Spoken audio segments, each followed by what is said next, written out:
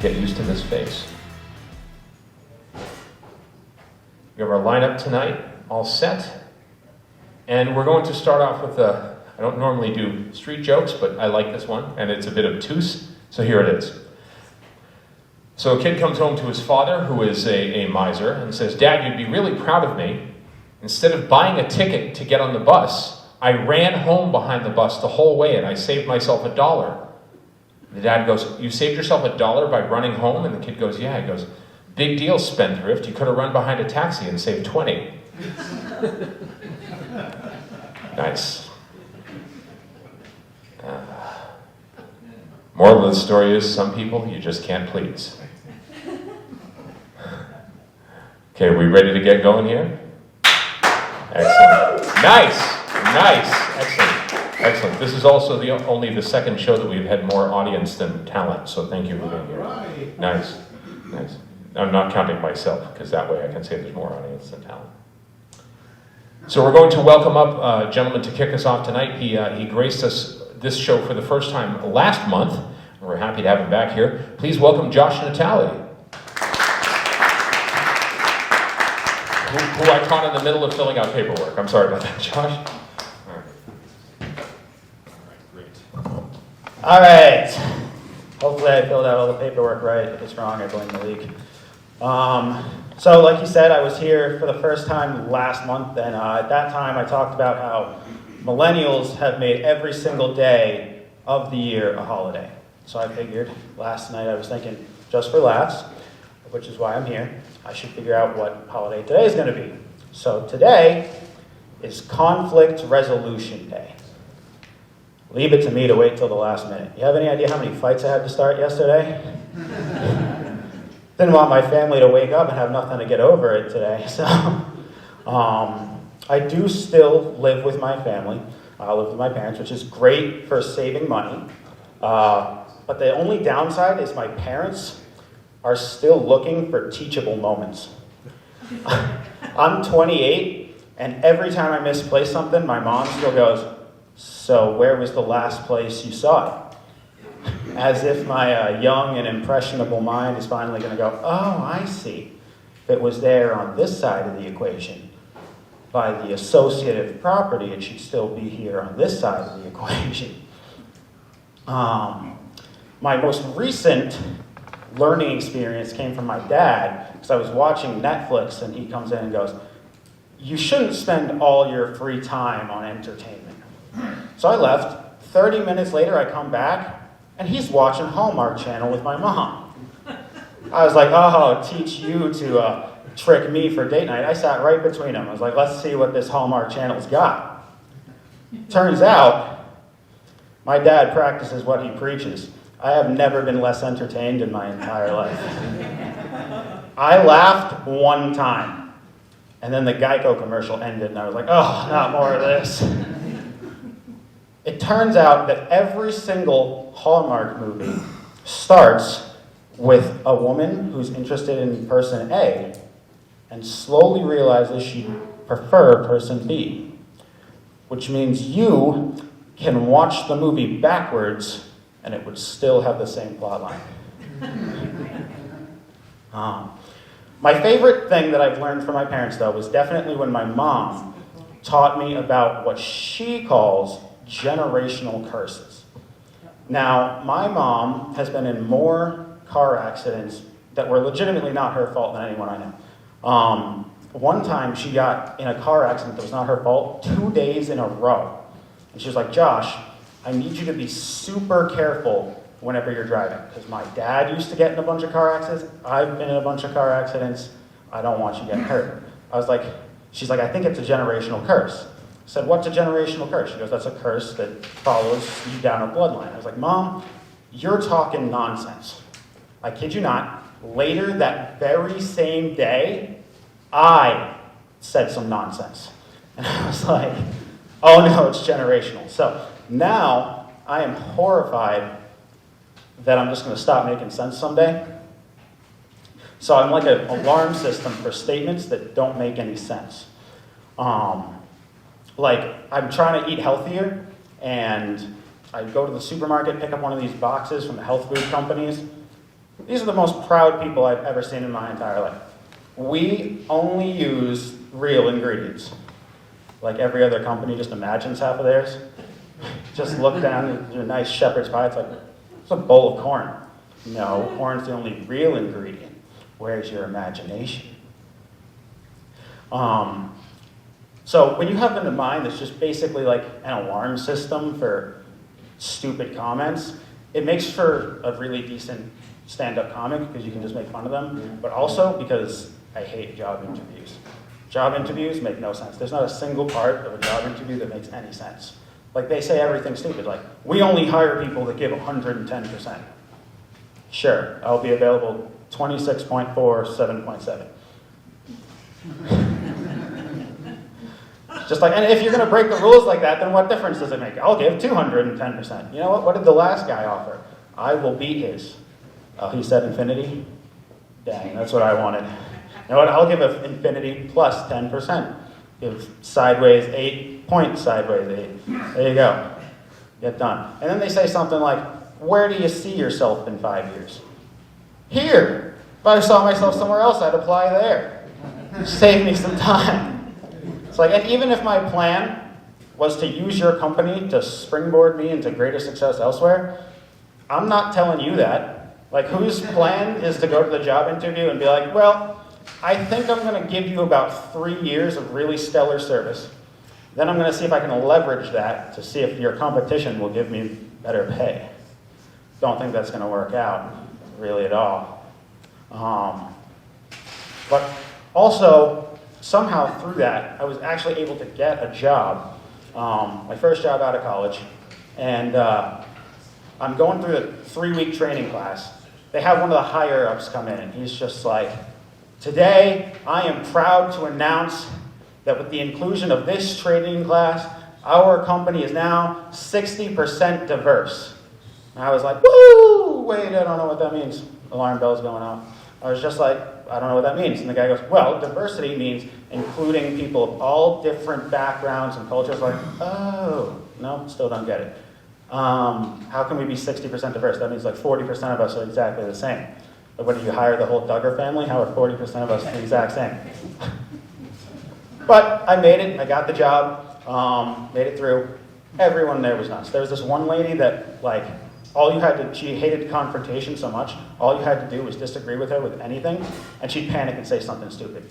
One day I wasn't feeling so hot, I was like, my stomach hurts. She goes, have you tried taking medicine? I'm like, I don't really like taking medicine. There's too many side effects. She goes, oh, me neither. I only take it when I'm sick. You don't say, I'm glad you don't have a necklace full of Tums. One time at that job, I got in a conversation, and somehow it got into having kids. I was like, I don't really know if I want to have kids. And she goes, well, you could always adopt. I don't think I could have been more offended if she was trying to offend me. I was like, do I need to change the way I dress? She goes, no, you look fine. I was like, well, something told you it's the baby-making process that I have a problem with. That ain't it. All right. I'll end with the stupidest thing that I've ever been told, all right? Set the stage here. 2012, my freshman year of college. Now, I went to an engineering school, so it was 87% guys. And engineers, not super known to be attractive. I don't mean to be offensive to anyone, but like if you got engineer on this side of the equation, probably not going to have attractive on this side of the equation. So it was, from the outside, it probably looked like 100% guys, like 87% of which have facial hair. And so I decided, came into the cafeteria one time, I was like, there's one table where there's women sitting. I was like, I will sit there. Not super attractive, but maybe they have hot friends they can introduce me to or something. And so I sit down, and I got myself into this conversation. One of them goes, can you believe all the guys here are talking about how women here are not attractive? Then they all look at me and go, what do you think, Josh? I was like, well, honestly, I haven't met any that I find super attractive. Everyone looks at me, then they all look at this other woman. I guess she was the queen of the table. She was like a 6 at a table full of 4s. So all the rest are like, oh, down. And all eyes on her. With that power, she goes, well, you're a virgin, so you don't even know. Apparently, in this person's worldview, guys' eyes don't open until after they lose their virginity. Which means they wake up that next morning like, come on! You said you were a business major. That's my time, guys. You have a great rest of your day.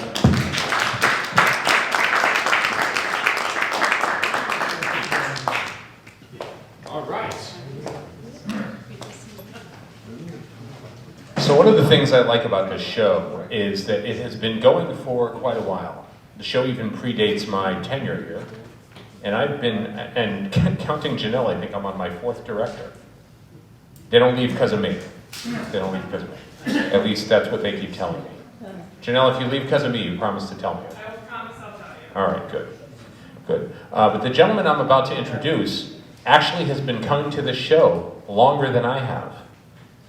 He's not as regular on the show as we would like him to be, but I'm certainly happy to have him tonight. And we've become friends over the years, so I'm happy to see him again. Let's welcome my friend Ed Alley, everybody.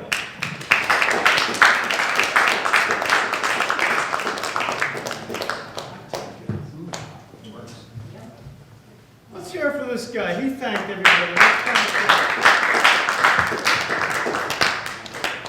He threatened me if I didn't do that. Hi, everybody. My name's Ed Alley. They call me the Cat. Not because I'm agile and quick, because I lay around all day and I only show up when I want something. Cats and dogs, little difference between cats and dogs. When you come home from work, a dog is wagging his tail, he's practically drooling. And when you come home, a cat goes, do you see the time? That was funny in the bathroom. So I got a couple of things tonight. I couldn't make up my mind. I came here just about every month for 6 or 7 years. And I've only been here a couple of times in the past year or so. So not really in tune, if you couldn't tell. So first thing, since Malik told a joke, I'm going to tell a joke, and I'm going to give him credit for it. The guy got pulled over by the police, and as the cop walked up to the driver's door, he saw 3 machetes in the back seat. Have you heard this one? Good. And he said, what are those doing there? And the guy said, well, I'm a juggler. They're part of my act. And the cop said, oh, really? Why don't you show me party around? So he gets his machetes, he goes over to the sidewalk, and he starts juggling. And there's 2 drunks sitting on a park bench, and one of them goes, those tests are getting tough. Let's see. I had another one, too. I want to do my Maynard jokes. Guy was in a bar. And a farmer walked in, and he had a pig with one wooden leg. And he said, what happened? The farmer puts his arm around the pig, and he gives him a noogie, and he goes, this guy saved my life. He goes, well, tell me about it. He said, well, I got a new tractor, and I wasn't really adept at it. And it tipped over, and it had me pinned on the ground, and he was able to pull me out from under the tractor. He goes, oh, that's how he lost his leg. No. My wife was out in the garden, and there was a rattlesnake. And pigs are immune to the venom. So he went and got the rattlesnake away from us. He saved her life, too. He said, oh, that's how we get the wooden leg. No. One night, there was a thunderstorm, and all the horses got out of the corral. And he went out and he rounded up all the horses and got them back into the corral. He goes, oh, that's how we get a wooden leg. He said, no. Well, how the hell did he get a wooden leg? And the farmer looked at the guy and said, if you had a pig like that, would you eat them all at once? Is this an English-speaking audience? Let's see. That's not it. I used to have a bunch of jokes. Let's see. There's three men, a minister, a doctor, and an engineer get caught by this tribe. And they're going to go to the guillotine. So they call the minister up first. And they say, "You want to go face up or face down?" He says, "Well, I've been looking up to the heavens all my life. I want to look down, one last look." So he puts his neck in the thing, and they let the rope go, and the blade stops about a foot short of cutting his head off. And double indemnity, they got to let him go. So the priest is free to go. And the doctor goes up. And they say, "You want to go face up or face down?" So that guy was pretty lucky. I'll go face down. So he goes face down. And the blade comes down, again, stops about a foot from his neck. He's free to go. So they ask the engineer if he wants to go face up or face down. He goes, "What are the odds of 3 out of 3? He says, "I'll go face up." So he puts his head back, he looks up, and he says, "I see the problem." Do we have a drummer? I was going to sing a song, but I'll just tell you the poem. How's that go? How many minutes do I have left? Like 3-ish. A minute, okay. 3 minutes. Oh, 8 minutes, okay. First I'll read you the poem. I sang this once, but I haven't sung in, I don't know how long, so I'll read you the poem. Have any of you ever heard the phrase, "I'm my own grandpa"? No? Yeah. None of you are from New England? No. Egypt. Oh, okay, wow. Well, things are different over there. Okay, that's not the one. This is an old, I think it was actually written in the 30s. Willie Nelson does a version of it. Put my glasses on. Sorry. I hate when people.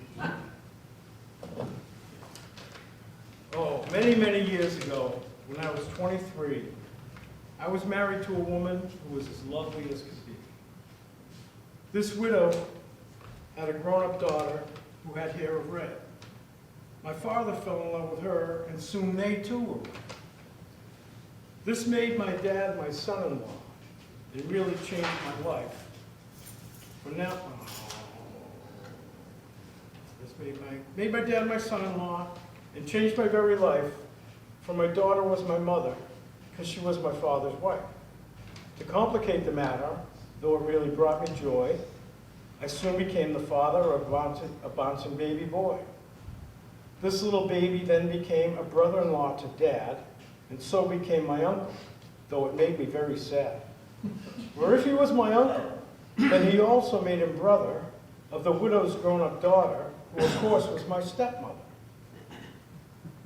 My father's wife then had a son who kept them on the run, and he became my grandchild, for he was my daughter's son.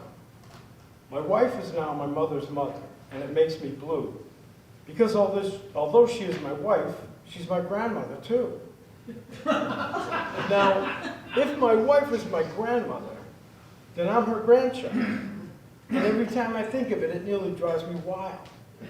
For now I have become the strangest case you ever saw. As husband of my grandma, I'm my own grandpa.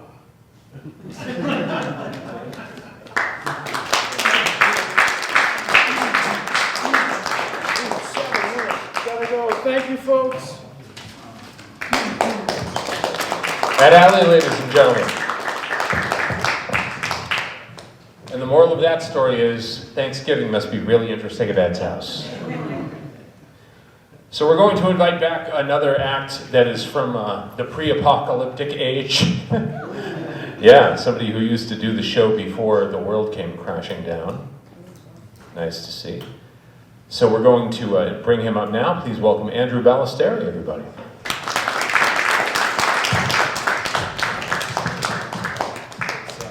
Six on green, 7 on Okay. yellow, All right. 8 on red.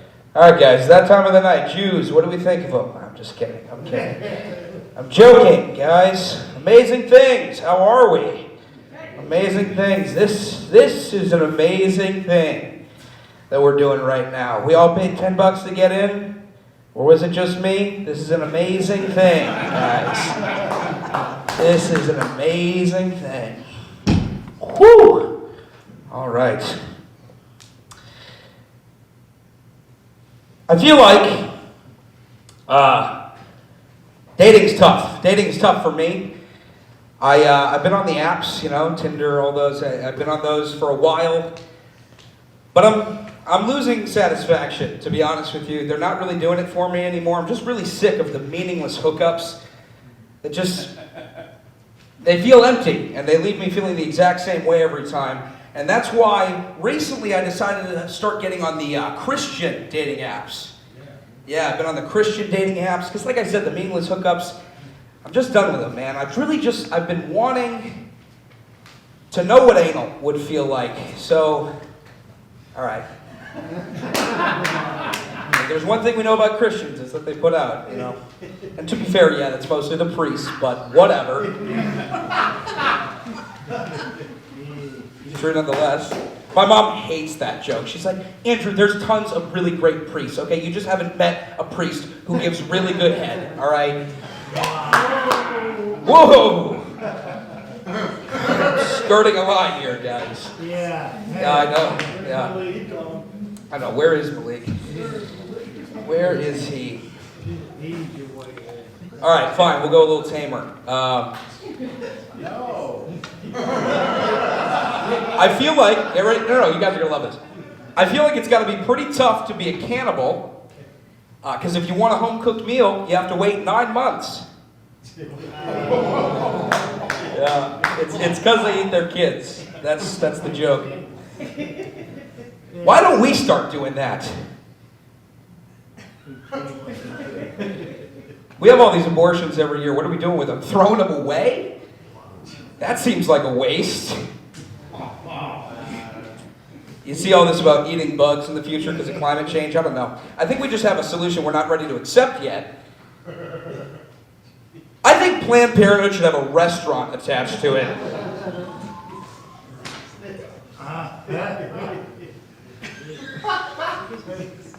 No need for a kids menu, because the whole thing is a kids menu.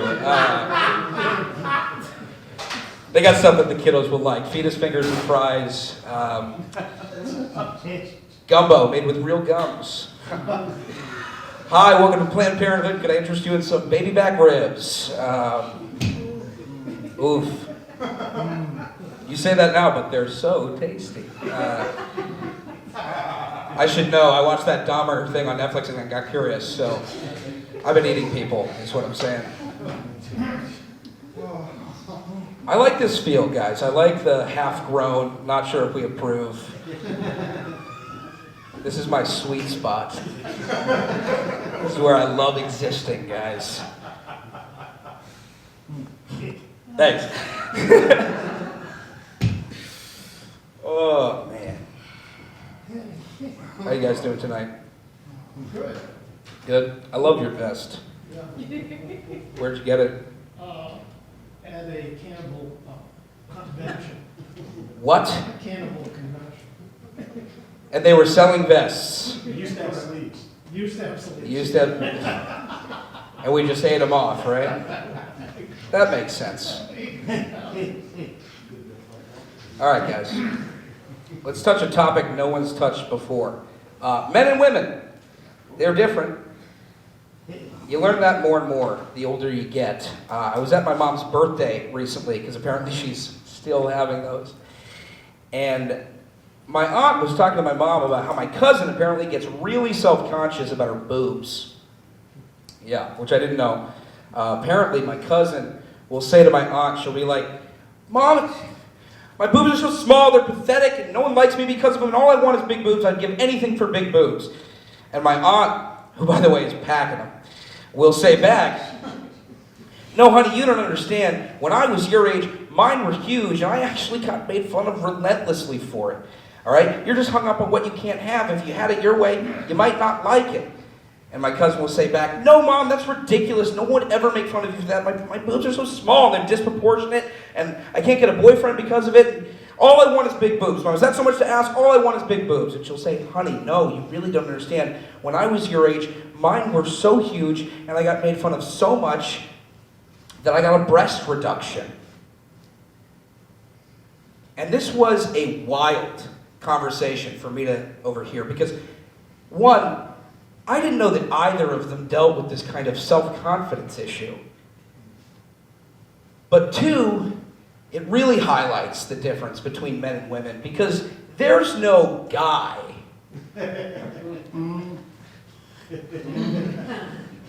going up to his dad like, Dad, my dick is too small! No, Dad, no, you suck, Dad. No, get the fuck out of here. Oh, wow. I swear I didn't mean to do that. We'll proceed. And there's no dad saying back, like, no, son, you don't understand. When I was your age, mine was huge.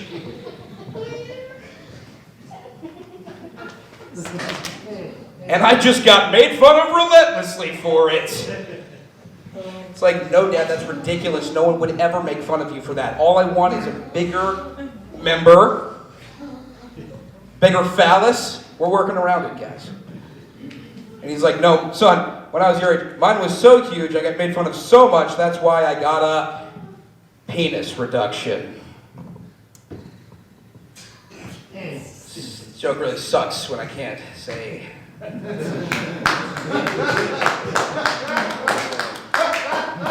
you for applauding. That is the punchline, yeah.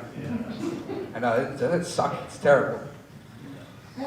That's not how, that stuff doesn't happen, but if it did happen, that's how it would happen. Your dad would be laughing in your face because you're a wuss.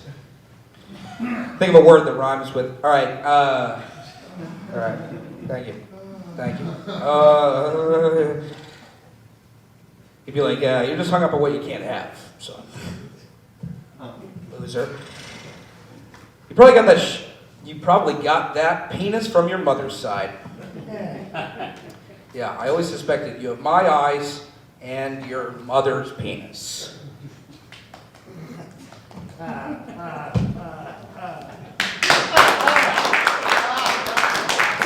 guys. Back to your magical host, Malik. I'm $100,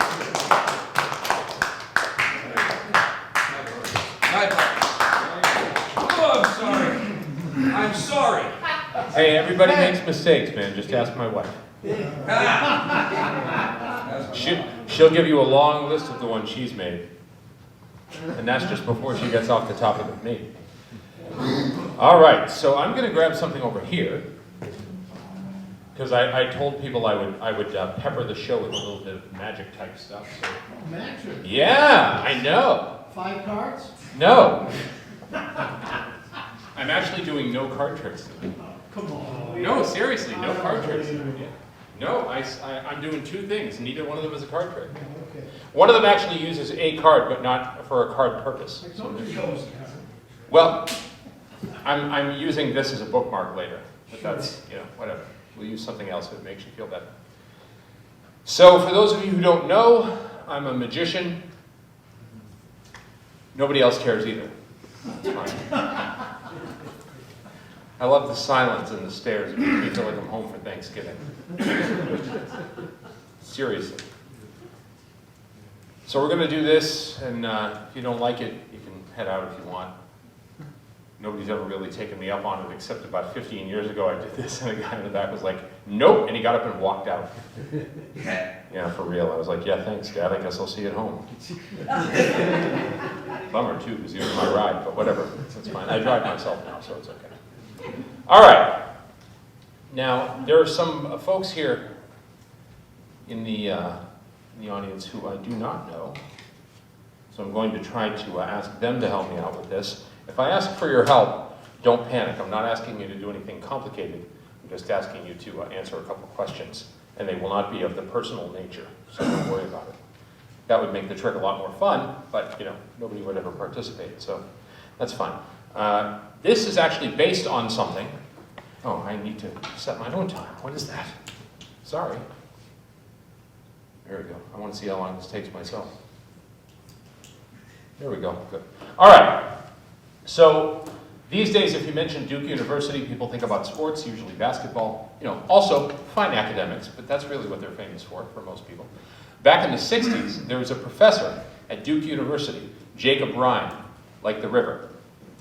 And he got a grant from the government to study if psychic powers really exist. So after many years and a lot of money, they determined maybe yes and maybe no. Hey, why not? It's a government-funded study, right? That's what they do. Maybe yes, maybe no. That's it. Thanks for the money. So this is based on something he created, and the idea was that it was two people who try to send information back and forth psychically. I don't believe in psychic powers. I believe in psycho powers, but that's a whole different thing. All right. So I'm going to ask 3 questions of 3 different people in the audience, but the idea here is that I have to write down what I think the answer is going to be before I ask the person the question. Interesting. So I'm going to start over here. Can I have you on the end help me out? You can answer the first question. You can do it from there. You don't have to take it up. Okay? What is your name? Gavin.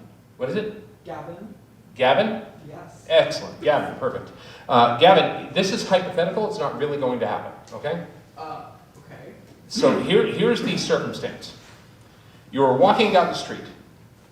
Oh, hold on. Okay. You are walking down the street, and a stranger danger, walks up to you and hands you a plane ticket. Not a bus, not a train. A plane ticket. You can go to any city in the world that you want to go to. What city would you like to go to? Wait, I'm supposed to answer this one? Yeah? Okay. I already wrote what I think you're going to say. Tokyo. Tokyo. Excellent. Funny how you ask somebody a question and they go, am I supposed to answer? Even though I said I'm going to ask you a question. It's psychic. I'm going to write your answer. Tokyo. That's where you want to go, yes? Yes, good. Okay. All right. Let's try somebody else. Let me see here. Sir, on the end. Hold on a second. Let me write down what I think you're going to say.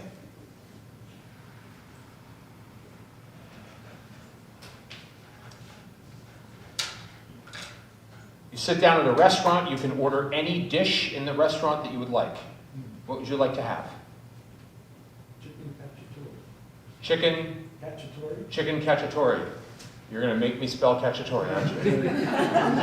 All right, you know what? It's a small space. There we go. That's as close as you get. Chicken catch. Chicken catch. Okay. I'm going to go with the third person now. This time I'm not even going to pick the person first. I'm just going to... let me see here.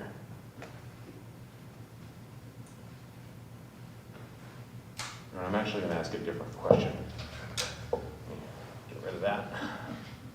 I don't like the question I was going to ask was not going to be good. Okay. Who's somebody else who can help me out with one here? How about on the other end of Gavin? Right there. Yeah, hi. I can barely tell there's a person there because of the light, but that's okay. What is your name? Finn. What is it? Finn. Finn? Mm-hmm. Okay, Finn, name any four-digit number that you want. 4 digits. Yeah, so boom, boom, boom, boom. Make them random. Don't make it a number that's important to you in case I am an identity thief, which I'm not, but in case I am. 18,463. 18,000 would automatically mean 5 digits. Oh. Just rattle them off, like 1, 2, 3, 4, or something. It's okay. I also went to public school. So. 4, 5, 7, 3. All right, that'll work. Except that me and all my genius wrote it in the wrong color, so that's okay. Let me just erase that and do it in the correct color. 4, 5, 7, 3. Yeah? Is that right? Yeah. Okay. If I ask you, you can acknowledge that I exist. It's okay. Unless you're my parents, in which case, forget it. Okay. Gavin wanted to go to Tokyo.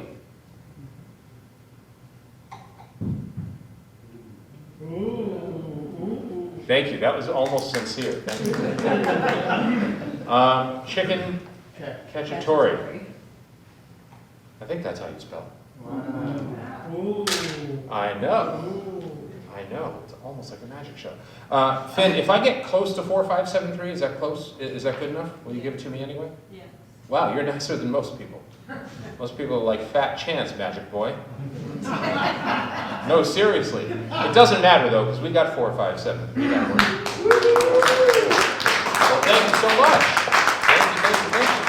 All right, let me pull out my list again so I can see who's next up on the roster.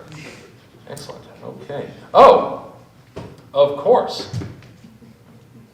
One of my favorite people on the show.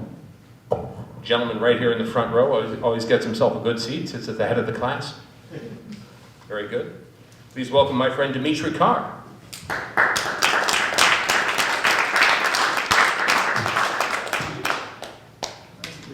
right, thank you. By the way, I paid Malik to say that, $20, so he should have said that. Another round of for Malik for that great mental trip. So, you know, I'm just going to tell a joke that I read a couple of weeks ago. So the joke is that when you have a big busted woman and she takes her bra off, it'll go down and hit the floor and it'll take all the wrinkles out of her face. I couldn't pass it up, okay? All right, so let's move on. So this routine is going to be called a day in the life. You know, like all the things that happened to me on the way to Attack. Now, Attack, this sounds like a martial arts studios, doesn't it? Attack. Welcome to Attack, okay? So, you know, I was thinking I'd just talk about some funny things that happened to me. So, I had an eye problem. I went to my ophthalmologist. So, for years, you know, it's an ophthalmologist is an eye doctor. The same two people are there. So finally, they changed the staff. So I get there, they hand me some paperwork. I said, I've been coming here for 15 years. They go, you got to fill out the paperwork. I said, listen, all the information is the same. You got to fill out the paperwork. I've been coming here 50, doesn't matter, you got to fill out the paperwork. So I fill out the paperwork. I go in the ophthalmologist's office. I said, can you do me a favor? He's got the paperwork right there. I said, can you turn that page over?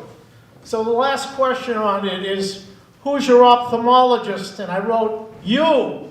I said, you got really good crack staff here. They don't even know who the ophthalmologist is, period. What a crazy place. So I went there for a cataract. A cataract means your eye is blurry, okay, and it affects your vision, okay? And after a while, you'll have vision loss. So I sit in the chair, the ophthalmologist there, and he goes, because it was in my right eye, he goes, put your hand over your left eye and read the chart. So I put my hand over my left eye and he said, read the chart. I go, what chart? He goes, the chart up there. I go, I don't see any chart there. He goes, the chart's on the wall. I go, I don't see any wall. I couldn't see anything out of my eye. You know, so we went back and forth with this. So finally, what happens is you have the surgery and then you come back because there's a bandage on it for a week. So he comes back, I go back to the office, he says, take the bandage, he took the bandage off, he says, read the chart. And he goes, oh, you can read. I go, yeah, I can see the chart. He goes, well, congratulations, you can see something. And then he goes to me, your vision is perfect. You don't have to wear readers anymore. I said, well, gee, thanks a lot, because every time I see my family, it's like, you want to see the readers? You want to see the readers? No, I don't need the readers. So I had another friend of mine who had cataract surgery. So after a week, she took the bandage off, and she came home, and she says, this is the worst thing I've ever done in my life. She goes, I didn't realize there was all this goddamn dust in my house. It was all over the place. It was horrible. So I hang around Dunkin' Donuts in Waltham, and there were two windows. There was plywood up on them. So I'm sitting with a friend of mine, And I'm thinking, who are these crazy people that drive into store windows and stuff like that? So I'm with my friend Roberta, and I go, Roberta, who's this stupid person here that drove into this window? And she looks at me and she goes, Dimitry, that was me. She said, I thought the car was in reverse when it was driving. I drove right into it. I said, gee, well, what can I say? Okay. So we're getting over COVID. COVID's an interesting thing because, like, everything changed, okay? So I was working at a hotel. It's Friday the 13th. The phone rings. I just locked my apartment. It's my boss. He says, I'm happy to lay you off on Friday the 13th. I says, what, geez, you're a really nice guy. You laid me off on Friday the 13th. What a nice guy. So during COVID, I went to a 7-Eleven. So I was talking to the kid that worked there. I go, what's it like working here during COVID? He says, this isn't good. He says, before COVID, anybody that was going to rob us, we knew who they are. They would be wearing a mask. He goes, but now everybody comes in with a mask, so we don't know who's going to rob us, you know. So working in a hotel at a bar, you get all these people that come in all the time.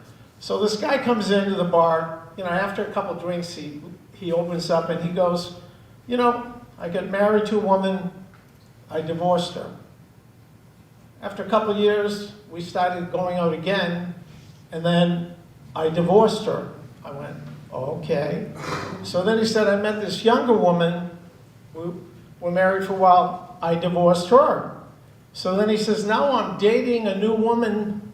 He says, I'm dating another woman. So me being this really perceptive judge of character, I said, you're not going to marry your wife for the third time, are you? He goes, I'm thinking of it. I mean, come on now, 3 times marrying the same woman, something's wrong there. And finally, I was at Market Basket one day, and I'm driving down the parking lot, and I stopped on the right-hand side, and there's a guy coming up the other side. Now, I have a sports car. This guy's got a big SUV. So he comes and sideswipes me, okay? And he pulls over, and he parks in a parking space. So now I'm pissed off. I felt like punching him in the face, to be perfectly honest with you. So I pull up next to him. I go roll down the window. He rolls down the window. I said, you hit my car. And he goes, well, you were in my way, okay? And I looked at this guy. He was like 85, and he was not with it. So I let it go, because if you have like $1,000 deductible and the insurance, the thing is less, you let it go. So what are you going to do? So I think I'll talk about online dating since I've got a little time here. So I met this woman from Montana in Massachusetts. So I said, what's the difference between men from Montana and men from Massachusetts? She goes, men from Massachusetts have teeth. She said, I dated a lot of guys named Gummy while I was living in where I was living before. You know, and online dating is interesting because a lot of people have pictures that are like 30 years old. So when you finally see them, you know, the picture is like dark hair and all that stuff. When you meet them, they're like 50 pounds overweight with white hair. So you never know what you're going to get. So that's the way that goes. So I'm glad we're over COVID and we're moving along with life. And hopefully life will get better sooner than later. So thanks for your time, and Malik, it's all yours, buddy.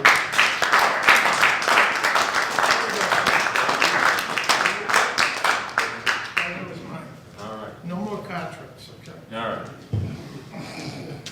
Well, you know the story, right? If a magician likes you, they'll show you a card trick. If they don't like you, they'll show you 10. It's not entirely true, but it's sometimes it is. One of the funny things is if I can't sleep, what I do is I watch videos of people teaching card tricks. Because let me tell you, there's nothing more tedious and mundane than some old guy going, okay, so then you deal the cards, and then you shuffle the cards. You have the spectator return their card, and you control it to the top by your favorite method. I don't even have a favorite method, just tell me what to do. But you reminded me of an interesting story when you talked about being sideswiped. And this story happened a couple of years ago while I was leaving this show. So that's it makes it timely and relevant. And I was at the gas station across the street, and I pull out, and I'm driving down the street, and a guy sideswipes my car. Now, there were cars parked all along the side, and he wasn't stopping, so I figured he's just looking for a place to pull over. And then I realized he's not going to pull over. He's trying to make a run for it. Now, he's driving a white car, and in this area we have streetlights, and he tries to make a run for it, and I'm chasing him because I'll be damned if I'm going to let that go. At one point, he even turns off his headlights because apparently he forgets that taillights are reflective, and I can see him in his white car. Meanwhile, I have the police on the phone saying this guy sideswiped me, and they're like, what's going on? I'm like, I'm following him. They're like, well, don't do that. I said, come get me. Because that's the point. I want them there. So eventually the guy pulls over on a side street. We are now in Natick. I tell them where we are, and I say to the guy, I get out of the car, I say to the guy, you hit my car, where's your license? And he says, I don't have a license. As in, does not have a driver's license at all. Not just doesn't have one on him, just never got a driver's license. Well, how did you register the car? It's registered to my business. Interesting. So the police show up. It comes out that he doesn't have a license. His passenger can't drive because he also does not have a license. So the police decide they're going to be nice people, and they say, call somebody to come get your car because you cannot drive it home. So a few minutes later, this random lady shows up to drive the car home. They ask her for her license. She shows it to them. And 2 minutes later, they arrest her because she has an outstanding warrant for driving without a license. I swear to God, this story is true. So when your friend calls you and says, hey, I don't have a license and I just hit somebody, would you please come get my car? And you have an outstanding warrant for driving without a license, maybe you just say no. There's some free advice. So good. I always have the best accident stories. Like the time I was driving home on a donut because I'd gotten a flat tire and I was on the highway and got rear-ended by a drunk driver. Scott Vecchiarello of 95 Bayberry Circle, Winchendon, Mass. It was November 4th, 2008. Thank you. If you run into him, tell him he's a jerk. Now let's welcome our next act, another person who I always like to see on the show. He's a semi-regular here. Let's welcome Brandon Battack, everybody. And there he is on this side. Wonderful. What's up, everyone? I hate being the one guy in the lineup who looks like he sacrificed a goat before his set. For real, I'm 23 and I look like I killed a guy in the 70s. I feel like I make it work though, right? Anyone? Someone? I'm a metalhead. It's crazy how metalheads are still stereotyped as being satanic, especially in this day and age too, 2022. I was in line to see Megadeth, all right? And some like religious preacher guy protesting the show goes up to me. And he goes, "You're going to hell for praising Satan." I'm like, listen, man, if we're all so satanic, why do we all look like Jesus? For real, if Jesus came back today, all he'd be missing is some denim and a Budweiser. He'd fit into any Metallica crowd. Yeah, people would be saying the Father, the Son, and the Holy Sound Check. Jesus died in the pit for your sins, personally. I also started dating. I actually, fun fact, lost my virginity behind these curtains. But I started dating recently. My girlfriend got a pet axolotl, those things from Minecraft. And she was telling me about them. She's like, fun fact about axolotls, they get sick a lot. And when they get sick, you actually have to put them in the fridge for a few days. They need a cold temperature to get better. Yeah, I don't know how I'm going to tell my girlfriend that at 2 a.m. I got stoned and thought Gizmo was a mozzarella stick. Nuked his sorry ass for 30 seconds. What would even faze me to it? The amount of chicken nuggets I eat? I'm used to my food being shaped like lizards. I'm careless. That'd be awful, though. I can't do that to her. Even I rather get cheated on than have my girlfriend eat my pet at 2 a.m. watching Storage Wars. That's no way. My grandfather went the same way. I don't know, I've been depressed, man. I've been so depressed about an air fryer. Yeah, anyone else with one of these easy bake ovens? How can something be so luxury but so white trash at the same time? For real, the worst thing you can do as an air fryer owner is like watch an actual cooking show, so like anyone with any talent cook. You know, I'm watching some guy on TV make lemon garlic chicken. Meanwhile, when I want chicken, I open up my air fryer and throw dino nuggies into a little cauldron. Still burn the shit out of all of them. I don't know, man. That's why I think there should be like a cooking show centered around air fryers. Just like a bunch of high people in bathrobes on their phone, just waiting for the like pizza rolls to be done. The winner is whoever remembers to take them out when they're finished. The grand prize is like a Zoloft prescription, like a year of therapy. It's coming from somewhere. I had a nice drive over here.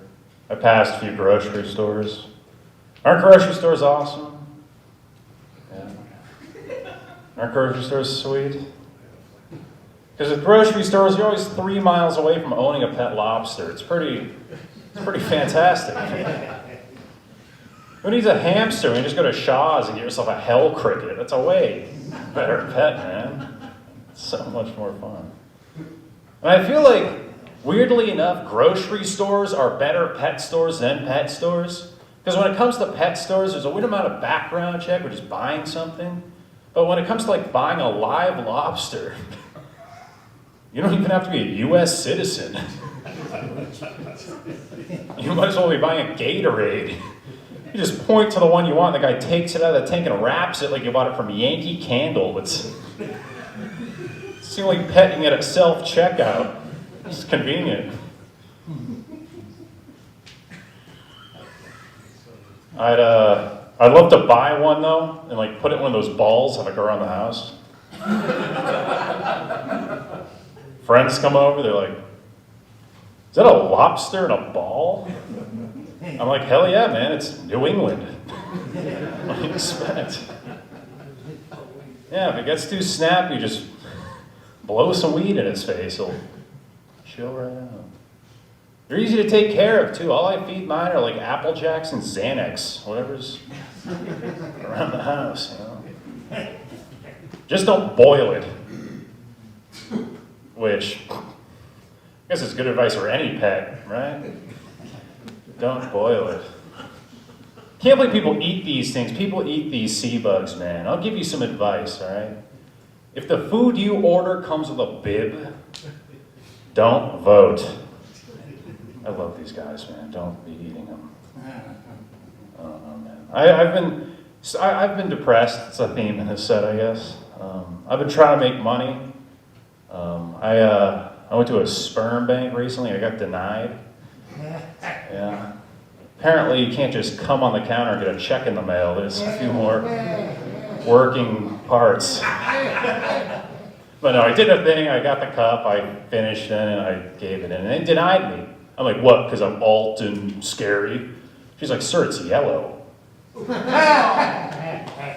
I'm like, "What?" She's like, "Sir, even if we wanted it melted the cup like the blood in Alien." She's like, "You need to take better care of your body, sir." Which that hurt. That was really hurtful. Because, like, imagine not having kids and still being a terrible father. That's where I'm at right now.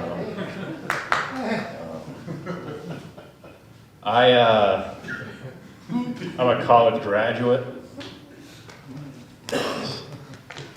My professor in the audience.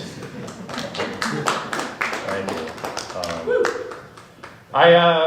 For me, college, like in high school, I went into college, and college was just like, "Hey, do you want to, go on a 4-year bender for $80,000? Like, sure. But it was awesome. My safe space in college was the dining hall. I love the dining hall. You know what I mean? I was stoner, food. But I loved it so much because I loved like the one dude who ran the pasta stand, that like one old, underpaid college worker.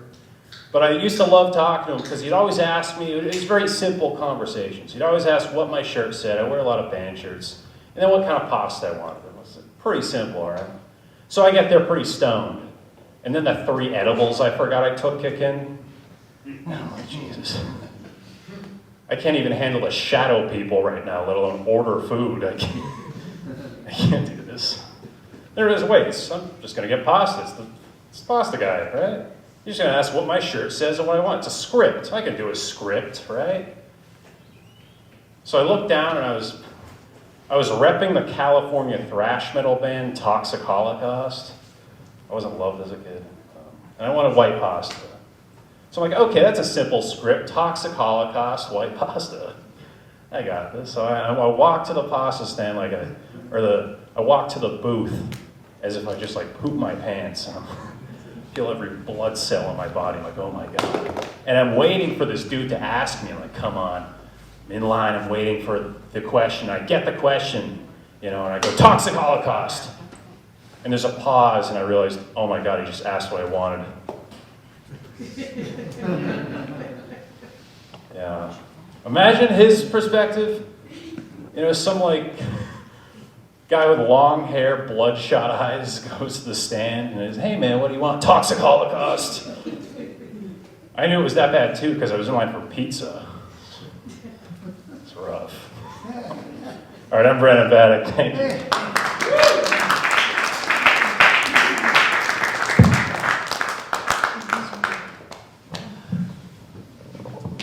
Speaking of socially responsible stores that do background checks, I was in Target once and I wanted to buy spray paint, because I was painting something, and I asked the kid at the store, where do you guys keep the spray paint? And he says, we don't sell it because we're trying to be socially responsible.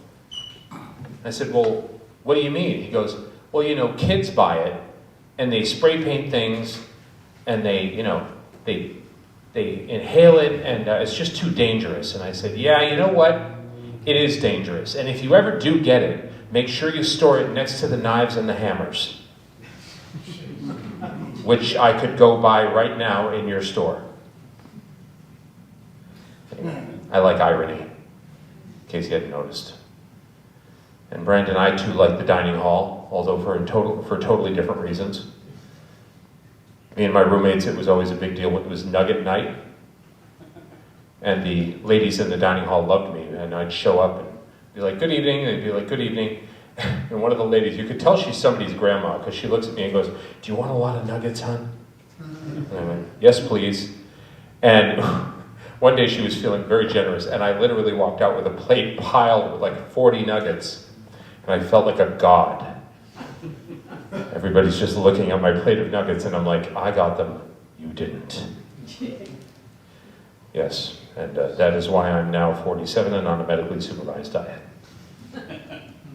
100% true, but thank you. All right, we're going to welcome a gentleman now who is new to our show. We always like new acts. So let's welcome him warmly to our stage. Andy Karr, everybody.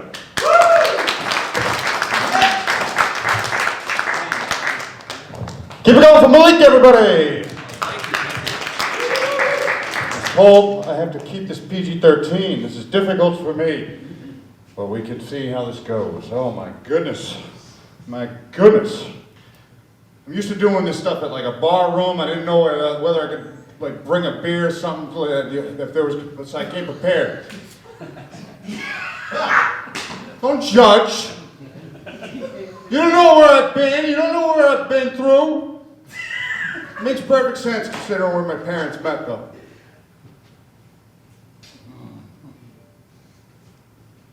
In AA. Turns out 2 people with a drinking problem created one with a drinking skill. Just like that, your nerves are settled. Wow. Ah, seriously. Genetics, science. Do some math here. I've been driving about half my life at this point. And I've been driving intoxicated at some capacity for about a third of it. Now, I'm not talking legless, drunk. I'm talking drinking skill, but I'm responsible here. I'm talking that sweet spot of .07 to .10. Yeah. Puffing half a joint back on the ride. Yeah. And I've been in 3 accidents, got about 5 tickets, all of which while stone cold sober. So I'm actually safer behind the wheel, after throwing a couple back, or puffing a few back, than my mother is stone cold sober, swear to God. It is tough for her though, she is a woman. Oh, that's bad, I know, no, that's not really, that's a joke, I'm a comedian here. But she is missing a leg. Yeah, it is tough for her, but it's not like her driving leg. She wakes up every day on the right foot. She's missing the left leg. But what she does is she'll drive. She'll be sitting there driving. And she'll have, it's been missing a long time. She'll have it out the window, and it's cut off right here. And the skin's been like loose for a bit, so it looks like a bulldog trying to catch air. And then she'll put her other foot up and start massaging it. And I'll be like, what's your problem, Eileen? Come on, Eileen! Just pay attention. Yes, my one-legged mother's name is Eileen. She's driving like she's late to her shift at IHOP. I'm messing with you guys. Her name's not Eileen. It's Peg. Never worked at IHOP either. She worked at Uno. Get it? 2 minus 1. It's a math joke and a Spanish joke, all combined. She's a one-legged alcoholic. She doesn't work. Who am I kidding? I know, I'm a little messed up. Yeah, my parents, they did meet in AA, so you can do the math. They're divorced. Yeah. It's like, it's not that I never want to get married. I just really never want to get divorced. And the leading cause of divorce is marriage. Yeah. Don't get married, can't get divorced. Pretty simple, huh? I'll never forget those early on therapy sessions while the divorce is going on. My mother would be sitting there talking to the therapist and be like, you know what he said to me before we got married? That he would never love me more than he loves golf. Without skipping a beat, my dad goes, did I lie? He's got a point, Ma. And she took off the leg and hit me in the head with it. Oh, I got issues, man. I got issues. Plenty of issues. Yeah. I love my mother, though. Love my grandma, too. She's a sweet lady. I'm Portuguese. Got the Portuguese flag on the fanny pack, and I like the fanny pack. Makes it way easier to carry drugs around. I don't know if you know this about Portuguese ladies, but my vovó, especially in particular, she loves Jesus. Loves Jesus. I mean, she's got like 30-something Jesuses hanging up in the, like, Virgin Mary, the whole 9 yards. Loves Jesus. She hates mustaches. To her, I got the hair of the only Jew she's ever loved. With the stash of the devil. She also, I don't know if you know this about little old Portuguese ladies, they love Windex. Everything with Vovó's got to be nice and clean. She can't say the word clean. It's all nice and clean. Scrubbing everything down with Windex. She gives me that shit for Christmas every year. Bottle of Windex. She hates tattoos, though. Hates tattoos. And you know, parents meeting in AA, I got a bunch of issues and whatnot, conflicts with loves. Like, I'm a comedian naturally by trade, which means I take this very seriously.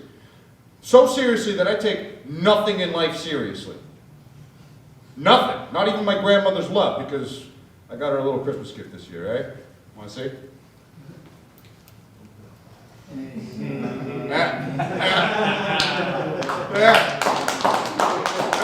That's a tattoo with Vovó inscribed on it on a bottle of Windex. right where Jesus got stabbed.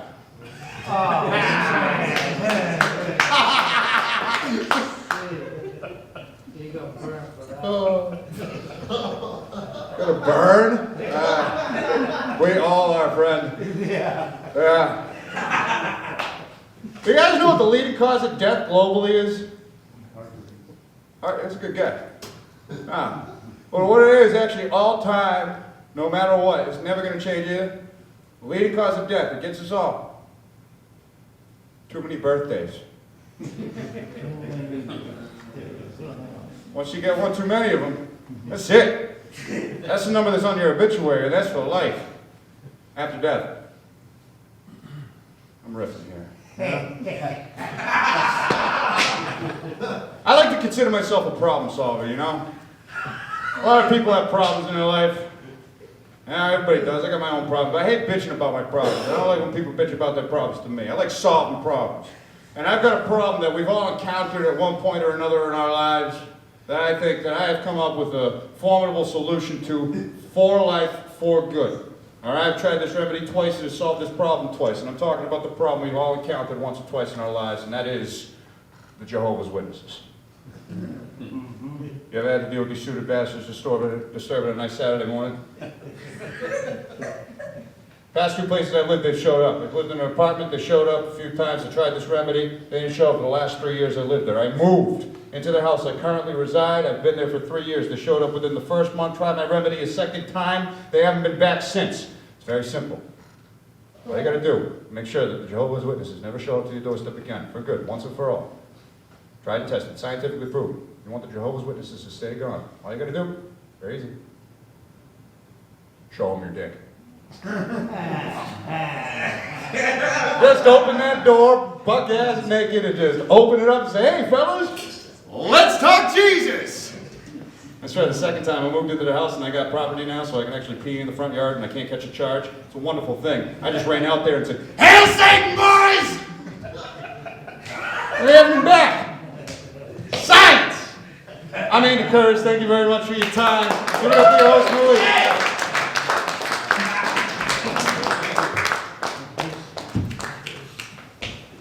Andy, I don't know if you're the traveling sort, but if you ever go to Australia, a fanny pack is called a bum bag.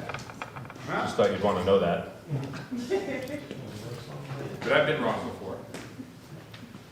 So I have one more trick to show you, then we're going to bring up our last act, and then Ed is going to grace us with one more story. And if you have not done one of the video releases, please do one. If you are opting out, then just to make it easier for Shavarsh, do one and write opt out on the top, just so he doesn't think somebody just forgot to do one. Okay? Cool. They're over there. And for this trick, I'm going to do something I haven't done on this stage in a while, and that is ask somebody to come up here and help me out. Okay, cool. I have one of these. I'm not afraid to use it. All right. Who's going to? Excellent. Let's see. Can I get you to help me? Is that cool? Yeah, come on up. Do it. Nice round of applause over here. All right. Go the hard way. Then. Good. I'm not going to ask you anything embarrassing. So stand right there in front of the stool. What is your name? Joe. What is it? Joe. Joe? Joe, I will not ask you to do anything embarrassing, I promise. Okay? Not embarrassing for you, anyway. Maybe. Could you actually stand on this side, just because it's going to look a little better? Joe, do you like history? Let me rephrase the question. Do you think it would be cool if I showed you an ancient historical relic? Yeah? That's kind of cool, right? Like going to a museum, but all you have to do is come here. Yeah. This is called a book.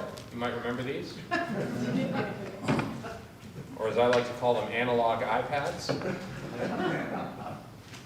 You look like you've handled a few of these in your day. Yeah, check it out, make sure it's normal. It's just a book. Nothing weird about it.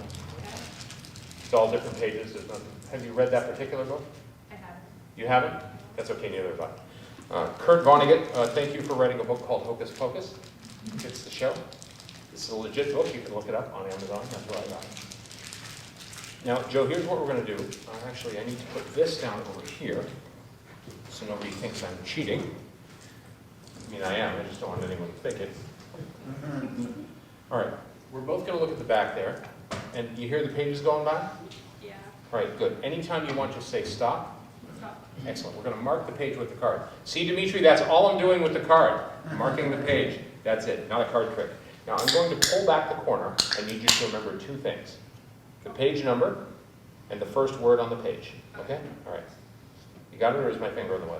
Got it. Got it? Okay. We always show one more person, just because asking you to come up here and remember random information is difficult. Can you see that okay? Page number of the first word. Good. Thank you for backing up, Joe. Okay, Joe, roughly how old are you? I'm about to be 15. You're about to be 15. Yeah. Okay. Excellent.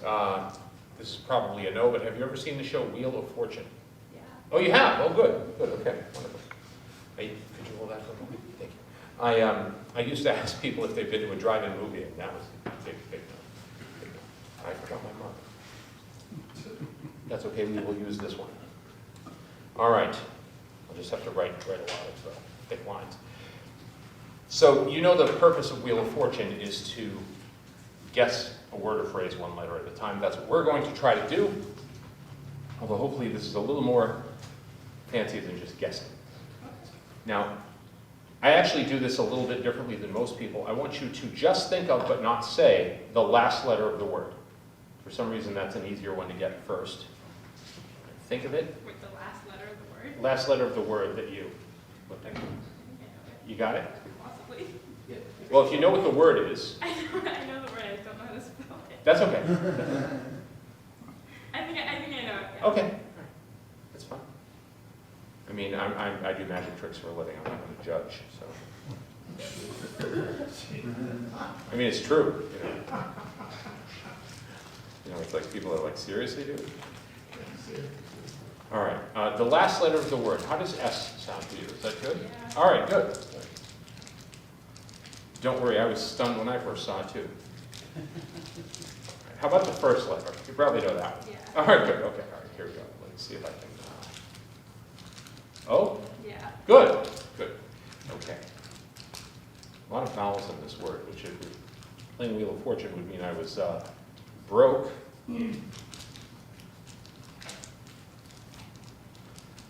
Okay, nice loud voice. Tell everybody, what was the word you just looked at? Outrageous. Outrageous, like this. Yeah. Thank you. I know. All this talent and still from Massachusetts.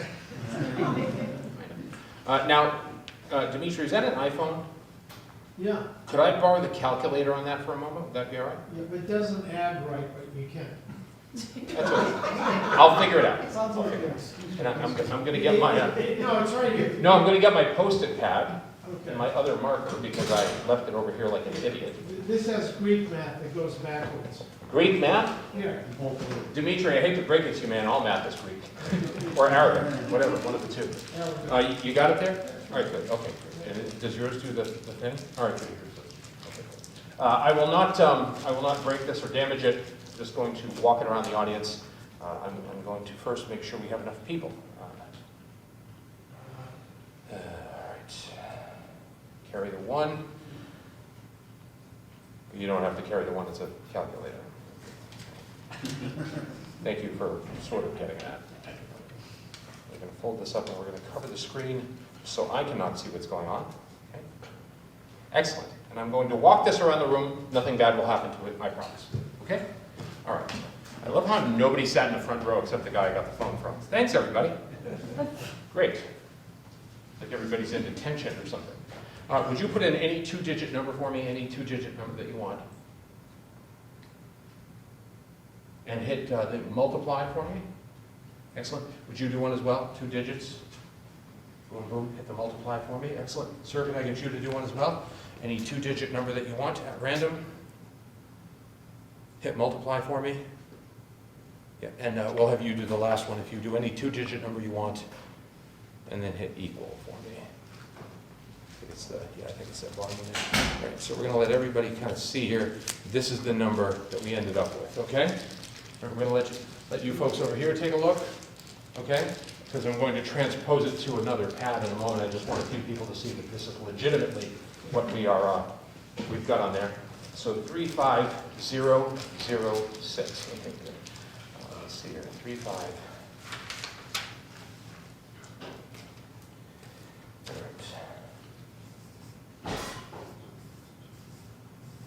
not going to be an independent ship, but that's okay.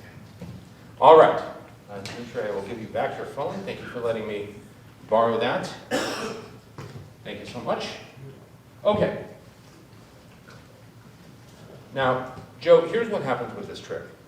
When I do it, there are people that think that I found you before the show, and you're just a nice person, and I said, look, we're going to do this thing with the book, and when I show you the page, just say that it was outrageous on that page, right? They think that's how we did it.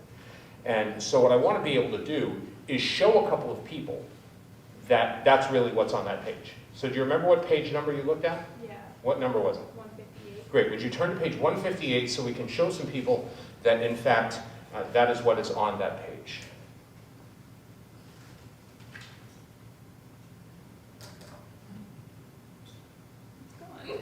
It's gone. It's gone. So hold on. This is 156. This is 159.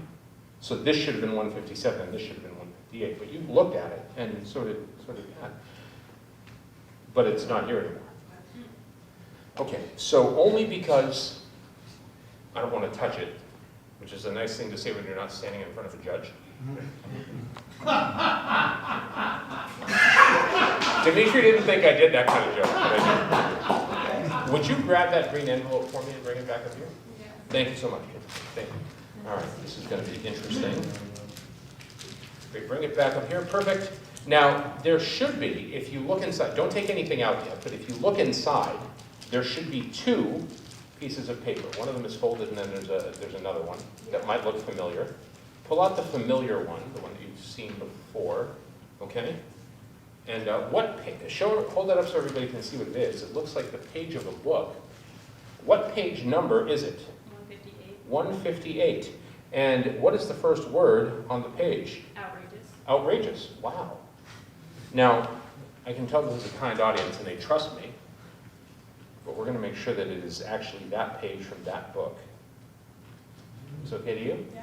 Now, Joe, there is another piece of paper inside that envelope. I know because I'm the guy that put it there. Written on that piece of paper in a different color ink is something that I think you will find very interesting. So would you take it out? I will take the envelope and unfold it so you can see what's on it. And then on the count of 3, show everybody what is written on that piece of paper. 1, 2, 3. Oh, sorry, sometimes you have to do, yeah.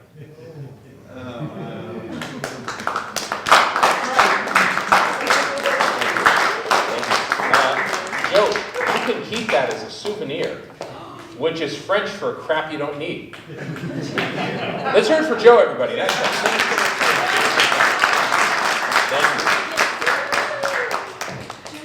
It's hard to find good help, so thank you for that. I appreciate it. All right, we're going to bring up our last official act, and then Ed's going to come back and tell us one more story. Another gentleman who is a friend of mine and a regular on the show. Please welcome Alex Higgins, everybody.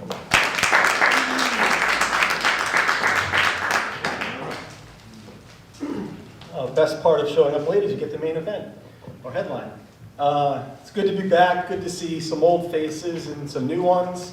Ed, thank you for reading that poem, My Wife is My Sister, or whatever Game of Thrones script you're reading from. And Finn, I love that name. It's actually the name of my cat. And whenever people ask, they say, oh, Finn, that's a nice name. Would you name him from Huckleberry Finn, or the Star Wars character? And I say, no, we named him after the end of a French film. And my grandmother also loves Windex. We actually bonded over it in the various compounds and ways to cook it. It's a crystal nut joke. But no, it's great to be back here at Attack, which is a appropriate name given the aggressive addicts you have to dodge to get here. And I can say that because I'm from Framingham, lived here ever since the late 80s, and a lot has changed since the 80s. In fact, I took Tommy Two-Tone's advice. I called 867-5309 to talk to Jenny, and well, she goes by James now.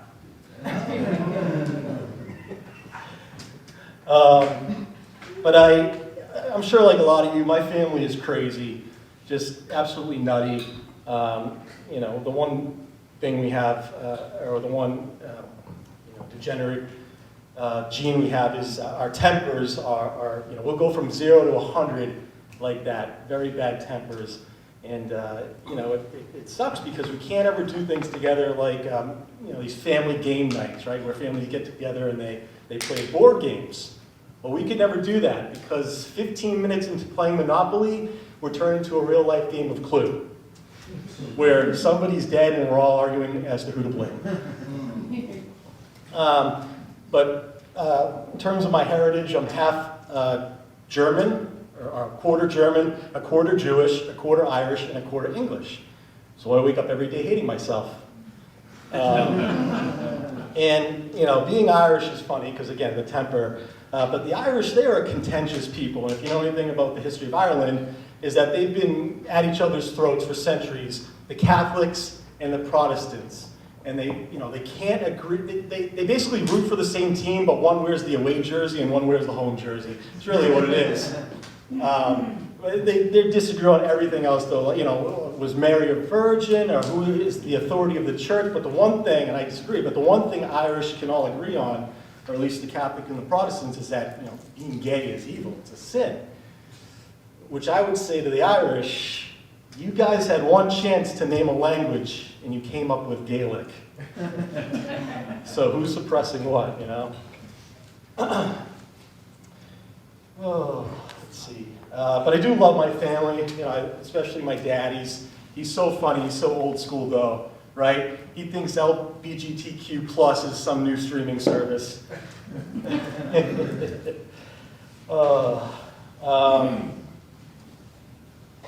Everything, gas and going to the grocery store, everything is just so expensive today.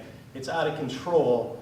And I actually had a cabinet company come over to remodel, and they gave me a quote. I said, well, it's going to be about $10,000. I said, what, $10,000? He said, yeah. I said, where are you getting this wood, the enchanted forest? Holy shit. I always wondered about rappers. Would they still be half as successful or famous if they couldn't use their hands? Right? Like, would Eminem be famous if he couldn't, throw ninja stars? I always wondered. Tie their hands behind their back. Can they even perform anymore? And speaking of music, vinyl has made a big comeback. Anybody get into the vinyl? The actual record albums. Anyone get back into that? Yeah, they roped me in as well. To the point where, every CD I ever owned, I gotta have it on vinyl. I gotta get the album. I gotta get the 12-inch, the 16-inch. Gotta get the deluxe, right? I'm ready to admit it. I'm addicted to phonography. See, phonograph is a record player. Oh, I get it. Thank you.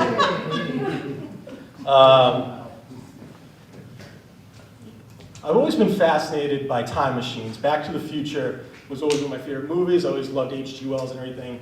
And what do people say if they had the chance to go back in time, if they had a time machine? I would do what? I would go back and I would right a lot of historical wrongs, right? I'd go back and I'd kill Hitler. I'd go back and I would warn Jesus about Pontius Pilate. You know what I would do if I had a time machine? I would go back and I would shoot the guy who first came up with charging for parking. Seriously, right? And if I had any bullets left, the guy who came up with paying for a plastic bag at Target now. Just, ridiculous. Let's see. You know what really annoys me is when these insurance companies and now auto dealerships and banks, they say, oh, we're a family. Join our family. We are a family. And yeah, they are. The Manson family.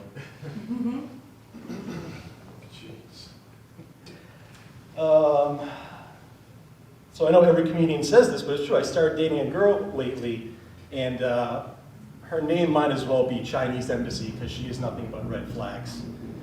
And I knew it because last week she said, hey, do you want to go to the Bare Naked Ladies concert? I said, absolutely. And well, that was a goddamn lie because it was 4 fully clothed men. Oh, boy. And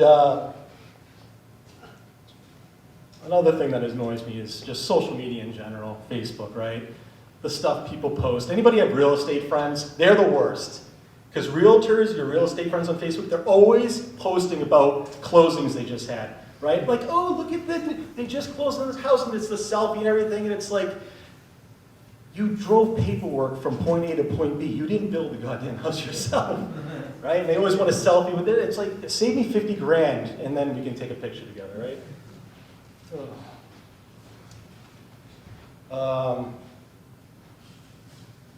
Let's see. Everybody wants to go home. We'll finish with this. Another thing you see on social media is women, unfortunately, there's so much pressure to look your best and to look young and everything. And you can see the things women are starting to do to their face, right? The lips, I don't even know, the noses. And it's like, ladies, you're beautiful the way you are. Stop spending money on your face. And maybe think about an ass lift a little bit. Thank you, guys. Have a good night. Have a safe trip home.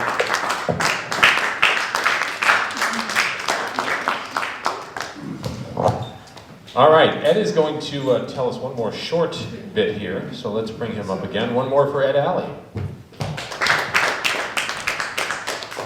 Good feeling. Okay, this is a Halloween story. That's why I had to come up and tell this. The little boy ran into his parents' bedroom in the middle of the night screaming. His parents woke up and they said, "What is wrong?" He said, "A crow was tapping on my window and he told me that Grandma was going to die." His parents said, that's just a bad dream. Just go back to bed." They calmed him down. He went back to bed. A couple of weeks later, his grandmother died. They said, "Well, Granny was really old and she wasn't doing too well. You just had a dream. Maybe it was on your mind, and that's why you had the dream." So he settled down. A couple of weeks later, same thing. He kept running in the room, screaming. "A said crow tapped on my window and told me my daddy was going to die." Oh, God. So they had to go through the whole thing again. Went back to bed. Everything's okay. So the next day, the father goes to work. And this is really eating away at him. And he gets home from work and he's ashen. He just looks like he got beat up. And he says, "Oh, I had the worst day of my life." His wife says, "You had a bad day. The mailman dropped dead on the front steps this morning." Thanks, George.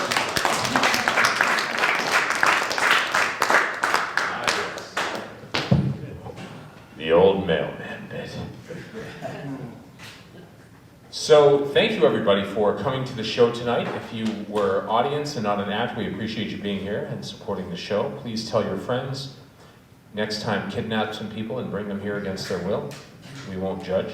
That's what I did tonight. Oh, excellent, excellent. Good. Keep it up. We like that kind of thing. If you were an act, thank you for being part of our show. We appreciate it. Most of you were invited back. I'm just kidding. None of you are. No, I'm just kidding. No, it really helps keep the show running. This is our new season, thanks to some of our new efforts, and our marketing person, Ben, who's not here, but certainly deserves a round of applause. He's doing a fantastic job, because pre-pandemic, none of you would have been here. So, good. Thanks, everybody, staff and all our support people tonight. Shavarsh, thank you for being here and recording the show. Make sure you do a release if you have not yet, even if you write opt out on the top, and put your email on them so Shavarsh can send you a link. And thanks, everybody. Have a great night. Have a good Halloween. We'll see you again soon.